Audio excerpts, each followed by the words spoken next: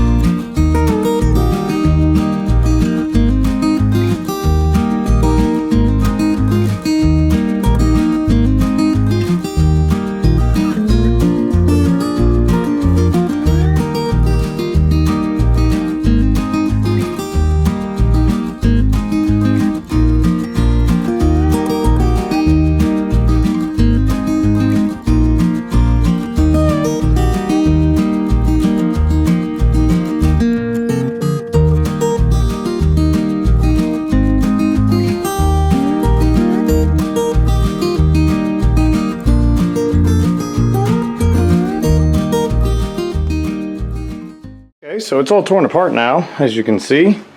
I went ahead and cleaned up the carburetor, or mixer, whatever you want to call this, off camera. Took it all apart, put it through the ultrasonic cleaner, and then just blew it all off. Got that back. Same with the check ball and fuel pipe, which, as you can probably hear, is working much better now. That was pretty stuck. Otherwise, there's not a heck of a lot to this thing. We've got the block, connecting rod and crank here, which is just super cute little thing. It is very similar to a Maytag. I am not going to bother taking that off, simply because it all feels tight, and there's really no point, because there's not much I'd be doing anyways, I don't think. I mean, I guess I could blue it up and everything, but I'm just going to, I don't feel any slop, so I don't think it could really get too much better. And I'd rather just not mess with it. But yeah, cute little brass or bronze connecting rod there. Piston's got 3 rings, 2 at the top, 1 at the bottom. There's a hole inside there, which I'm assuming has to do with the porting, since it's a 2-stroke and it sucks it through the crankcase and everything. And they're actually, the rings are actually pinned. I'm sure that it could probably use a set of rings, in all honesty, but I think we're just going to run it. I think it will be fine. These things are so primitive. I'm not too terribly worried about it. The magneto setup on this thing is kind of interesting. So Wyco Type F, like I showed in the other clip there. This is all brass, so that's kind of cool. That will clean up nice, I bet. I might even polish it just for shits and giggles. And then this thing sits on this bushing in the center, and that's actually what's got the magnets on it, and that is hooked into the pin on the back of the flywheel. So as the flywheel spins, that pin, I guess, fits right in that slot, and it spins this around. And then the other thing that happens is, kind of as predicted, this governs itself similar to a Maytag. Once it gets up to speed, that shifts, and I think it'll probably hold the points open. But yeah, I guess we'll see. I'm expecting this to run pretty similar to a Maytag, though. Flywheel, not much to it. Took the kickstart ratchet apart, which is basically as expected, just a couple ball bearings and a thing that catches them inside there, so that's all going to get greased and lubricated up, because that was rather sticky. I went ahead and oiled and greased this. It's got this super cute little grease cup on it, so I went ahead and squeezed some through there, and there's an oil port there, so that's all spinning nicely now. I bet there's supposed to be some sort of return spring, but we'll cross that bridge when we get there. Head came off. Really not much to it. It's just a chunk of cast iron with some fins and a plug hole. All the gaskets on this were homemade, and it's got this really thick white gasket material stuff, and as you can see, none of them were particularly well done. That was for this. So yeah, not the best. I might redo or clean some of these up. The main one I'm definitely going to have to redo is this one. You can see they had the lines, but they just didn't quite make it. And the problem with this is that this was like this. So literally blocking off half the intake. I don't think it would, I guess, well, still, even if you flip it that way, it's not great, but that's not the way it was found. So, probably going to at least redo that one, because I have some of this stuff. You know, miscellaneous hardware. They're kind of neat lock washers. They're really thick. Just kind of odd. They almost look like little spacers, but they got a slice in them.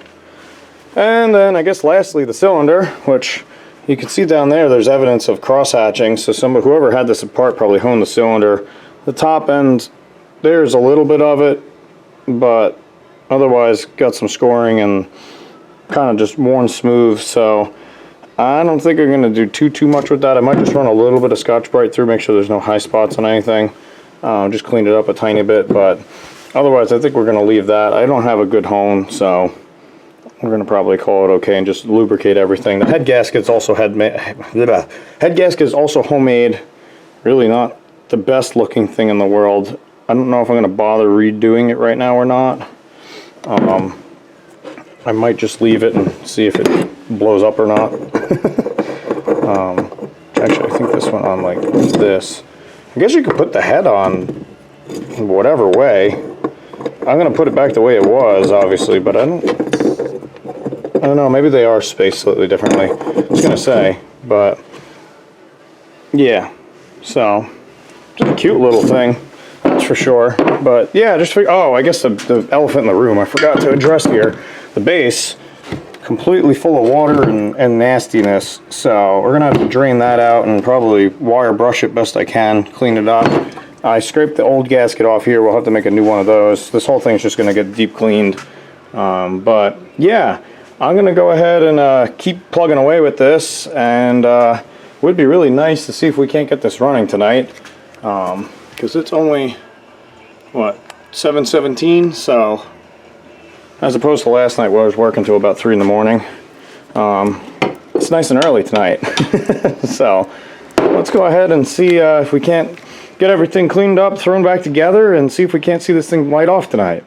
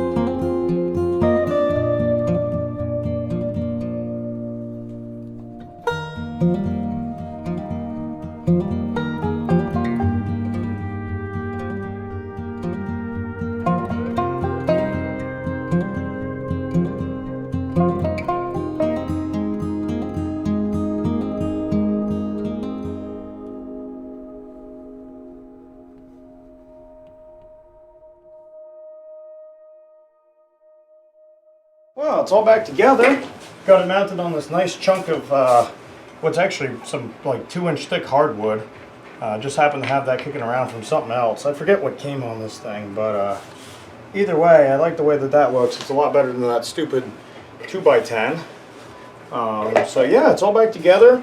Ended up making a new gasket for the exhaust and also a new gasket for the mixer and this bearing, because like a Briggs & Stratton, that sets the end play, and it was quite excessive.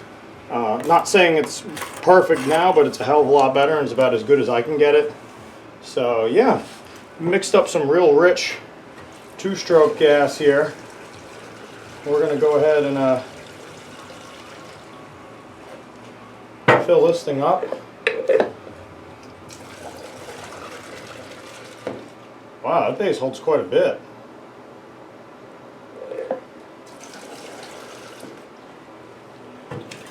Jeez, that holds almost a gallon. Wow, okay. Didn't expect that. And yeah, we're going to see if this thing will start and run. I'm absolutely positive this will completely smoke out my entire garage, so I'm going to do this quick before my parents come flying down here. I also have a feeling it's going to be slightly noisy with no muffler or exhaust on it, but I guess we're about to find out here, hopefully. So yeah, let's see what it does. I'm assuming that's a choke. I have no idea. Let's see. Oh, we got a pop.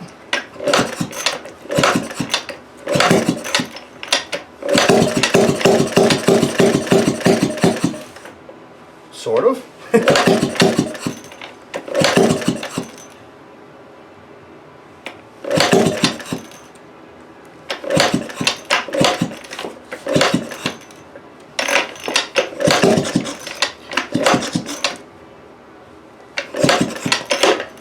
Huh.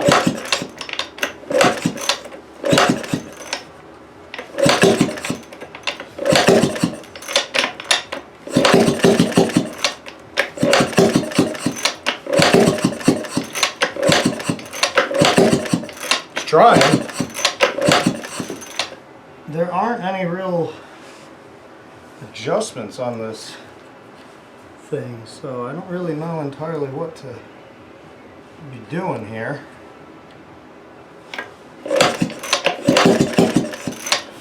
I think that's just a choke. I don't think it's a throttle or anything.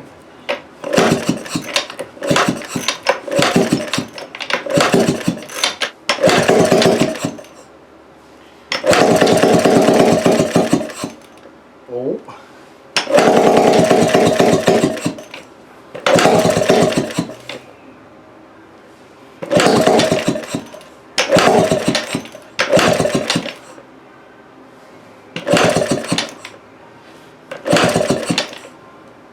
So strange.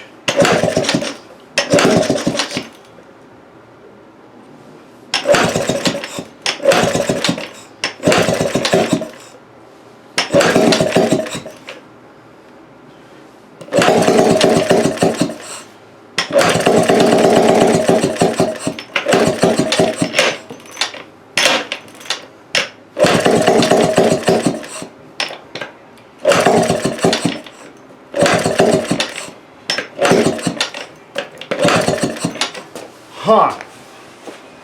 I am confused. Well, it's alive, as you and probably my entire neighborhood can hear. Had to spin it up with a drill a couple times, and then it finally took off and ran. But damn, she might need a muffler. Also, a little smoky.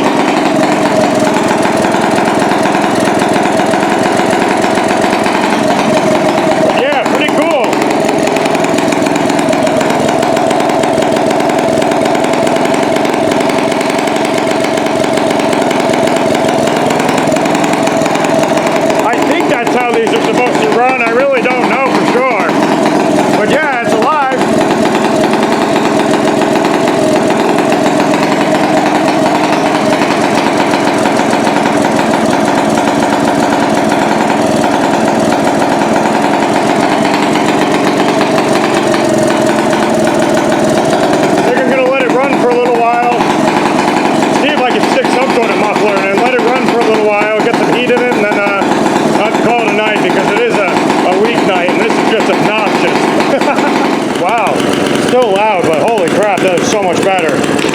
I just loosely stuck that in there. I'm gonna have to make some sort of plan for that eventually, but god damn, even that makes a difference. Holy crap. But yeah, I don't know if you could hear a thing I said in that last clip, but it's running. Seems to be running pretty decent. Looks like I got a little bit of a fuel leak there, so maybe my new gasket isn't actually that good. Maybe that's why it was so hard to start. I'll have to look into that, but I think with the right muffler on it, this thing will actually be pretty neat. Hopefully something a touch quieter than that even, because, man, these two-strokes are just kind of obnoxious. It's a shame, because it's a really neat-looking engine, but I don't know. I get tired of listening to that real fast. I'll have to come up with a better muffler setup for it, and then maybe it'll probably be much more tolerable that way, but yeah, either way, pretty darn happy with that. Can't complain too much, so there you go.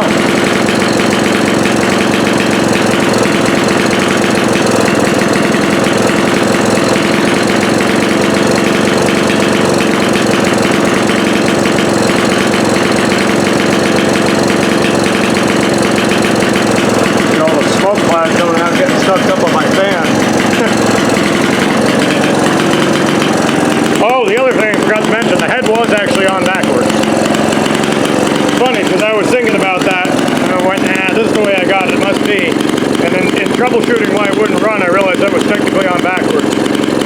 I don't know how much of a difference it ended up actually making, but as far as I can tell, from most of the ones online, the spark plug is on this side, so I guess somebody can let me know down in the comments below.